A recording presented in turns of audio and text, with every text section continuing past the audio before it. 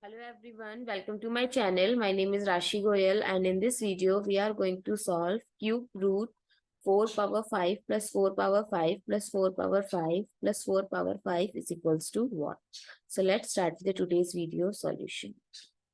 So nth root a, we can write it as a power 1 by n. So here we can write it as 4 power 5 plus 4 power 5 plus 4 power 5 plus 4 power 5 power 1 by 3.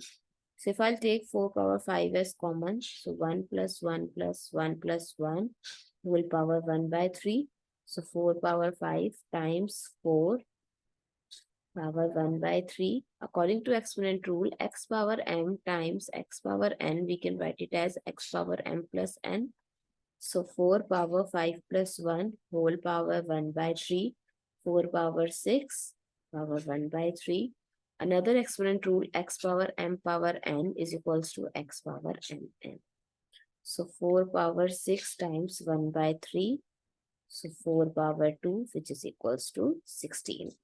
I hope it's clear and you find it useful. So please give us a thumbs up and do subscribe to my channel. Stay tuned.